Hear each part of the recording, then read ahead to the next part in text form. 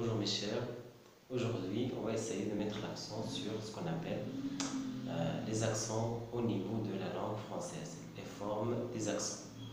On va essayer d'expliquer ce phénomène linguistique et aussi on va essayer de mettre en évidence les règles et comment gérer et utiliser convenablement et sans faute ces accents.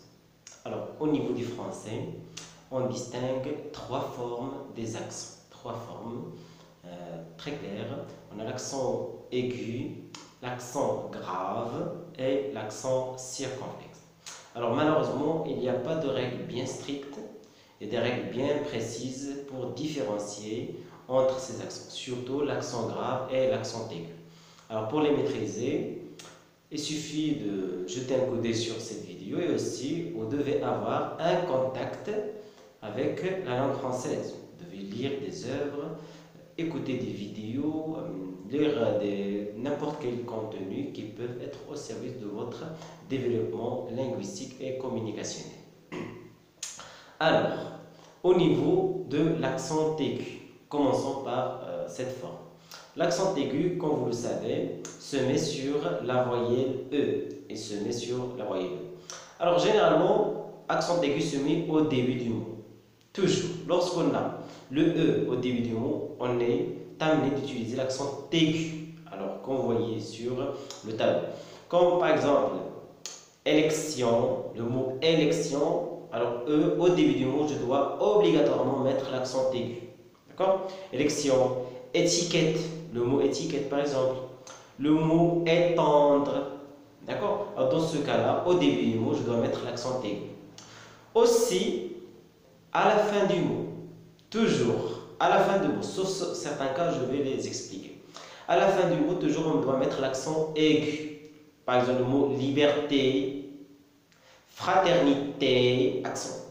Même si on a un accent qu'on marque de pluriel, les libertés par exemple, les fraternités, les diversités, accent aigu. D'accord? Alors dans ce cas-là, c'est le S qui marque le pluriel, mais je ne dois pas mettre l'accent grave. Alors on va voir des cas où on doit mettre l'accent grave quand on a le S. D'accord? Alors on a dit quand on a voyelle, à la fin du mot, dans ce cas-là, je dois mettre un accent aigu. Aussi, je mets l'accent aigu quand j'ai une syllabe qui se termine par une voyelle. D'accord? Le mot, par exemple, le mot préféré. Si je fais le découpage syllabique de ce mot-là, pré, voilà syllabe, fait, syllabe, et ré, syllabe. Alors prenons la syllabe qui est au milieu de ce mot, fait. Alors cette syllabe se compose par fait, consonne et voyelle. Alors cette syllabe, puisqu'il se termine par une voyelle qui est je n'ai pas R, préfère. Alors si j'ai préfère, je dois mettre accent grave, mais j'ai préfet, préféré. Alors dans ce cas-là, je dois mettre un accent aigu. Alors ça c'est très important, cette règle, au niveau de la nature de la syllabe. Est-ce que la syllabe est fermée ou ouverte? D'accord? Alors lorsque j'ai une voyelle à la fin de la syllabe, je dois mettre un accent aigu, préfet. Pas comme le mot fièvre. Alors j'ai R, c'est une consonne à la fin. Dans ce cas-là, je dois mettre accent grave. Alors maintenant, on passe à l'accent grave et son utilisation. Attention, nous, dans cette vidéo, on donne les cas les plus courants en français, les plus utilisés et les plus importants. Alors pour te dire, pour te expliquer les formes de l'accent, il nous faut des volumes et des volumes afin de maîtriser davantage ces notions. Alors nous, on parle seulement de ceux qui sont les plus courants, d'accord, et les plus fréquentés au niveau de notre communication quotidienne, d'accord? Bien. Alors au niveau de l'accent grave, on met l'accent grave quand on a une syllabe qui se termine par une consonne. Alors prenons le mot fièvre. Alors fièvre, on a une seule syllabe ici. Alors à la fin de cette syllabe, on a une consonne, on n'a pas de voyelle. Alors si on a fié, on doit mettre accent aigu. Mais fièvre, non. Le mot par exemple collège. Alors l'existence de la consonne J oblige l'utilisation de l'accent grave, collège. Mais si j'ai le mot collé, je dois mettre accent aigu. On est bien d'accord? Alors, collège, orfèvre, brève. Je n'ai pas bré, j'ai brève. Alors, l'existence de V, de la consonne V, oblige l'utilisation de l'accent grave. Aussi, je mets l'accent grave sur certains mots afin d'éviter la confusion, pour ne pas confondre entre certains mots. Par exemple, le mot A avec accent grave et le mot A sans accent. Le mot A sans accent, c'est le verbe avoir, c'est l'auxiliaire avoir, qui exprime la possession dans certains cas. D'accord? Il a un livre et il a 2 amis. D'accord?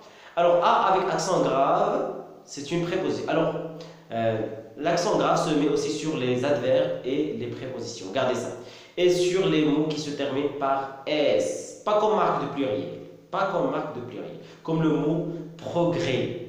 D'accord? Le mot progrès. Le mot congrès. Le congrès. Et le mot le progrès. Alors on met un accent grave parce qu'il se termine par S. D'accord? Bien. Alors, au niveau toujours de l'accent grave, c'est ça ce qu'on doit faire tout simplement au niveau de ces accents. Alors, j'ai déjà dit, il se met sur les adverbes. D'accord? Il se met sur les adverbes et les prépositions. Alors, à, par exemple, très. Par exemple, l'adverbe d'intensité très doit mettre accent grave. D'accord? Aussi, il se met sur le U. Alors, on peut mettre l'accent grave sur le U. Il se met sur A et sur E. D'accord? Il se met sur U, A et E. Alors, par exemple, OU avec accent grave, c'est pour ne pas confondre avec le O qui exprime le choix. Aimes-tu le français ou l'anglais? D'accord? Alors, c'est le choix. Mais le lieu où tu travailles avec accent grave, dans ce cas-là, on a notre sens, plutôt un pronom relatif dans le cadre de ce qu'on appelle la phrase ou la proposition subordonnée relative. D'accord? Alors voilà de façon générale l'utilisation de l'accent grave. Il se met sur, au niveau plutôt au centre des syllabes qui se terminent par une consonne. Il se met aussi sur les prépositions et sur les adverbes, et se met aussi sur les mots qui se terminent par un ES à la fin, congrès et progrès quand on a un S, mais n'est pas comme marque de pluriel. Alors passons maintenant à la troisième forme de l'accent, c'est ce qu'on appelle l'accent circonflexe. Alors l'accent circonflexe, il se met sur toutes les voyelles, sur A, sur E, sur U, sur I. Alors on va parler des cas les plus fréquentés au niveau du français. Alors le I, le circonflexe, mis sur les mots qui ont connu une certaine évolution phonétique. Alors lorsque le S supprime, on aura le circonflexe. Alors par exemple le mot test devient tête, on met accent, test. Alors chasteau a donné château, on supprime le S et on met circonflexe. D'accord? Château, chasteau, château. Gouste a donné goût. D'accord? Giste a donné gîte, gîte. D'accord? Alors voilà, au niveau de ces mots qui ont connu, on a dit une évolution articulatoire, une évolution phonétique. Il se met aussi sur des mots, sur les verbes, par exemple les verbes paraître, d'accord? Paître, le verbe paître.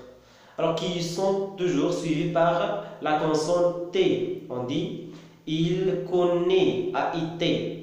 Alors, I, on doit mettre le circonflexe. Mais je dis je connais, non, je ne dois pas mettre le circonflexe ici. D'accord? Alors, par exemple, il paie ses moutons. Alors, P, A-I, le I circonflexe parce qu'on a le T. Alors, quand on a le T, je dois obligatoirement mettre l'accent circonflexe. Il se met aussi sur certains mots pour aussi éviter la confusion. Par exemple, le mot sûr. Je suis sûr de ce que je dis. Alors, dans ce cas-là, sûr, c'est un adjectif. Je suis certain. Il est remplaçable par l'adjectif certain. D'accord? Alors, pour ne pas le confondre avec sur, la préposition sur, par exemple, le stylo, le stylo est sur le bureau. D'accord? Aussi mûr. Cette pomme est mûre, pour ne pas le confondre avec mur, constituant d'une chambre. D'accord? Cette chambre est composée de 4 murs. Alors, il ne faut pas mélanger le nom mûr et l'adjectif mûr. Cette pomme est mûre. D'accord? Aussi, le jeune, pour ne pas mélanger, pour qu'il n'y ait pas de confusion. Tout simplement, on dit pour qu'il n'y ait pas de confusion. Jeûne, c'est le fait de s'arrêter de manger, par exemple pendant le mois de Ramadan, pour nous les musulmans. D'accord? Jeûner, c'est s'arrêter de manger. Mais jeûner sans accent, jeûne sans accent, c'est une étape qui précède tout simplement la vieillesse. La vieillesse. Alors, d'une façon générale, voilà, les utilisations des accents au niveau du français, c'est tout simplement une question de pratique de la langue. C'est une question de contact avec la langue. Ça s'ancre, on parle de l'ancrage dans la tête. C'est au fur et à mesure, ça va arriver. Il faut juste accompagner continuellement le livre. Alors, à bientôt, on va essayer de parler des autres contenus et des autres vidéos qui sont toujours au service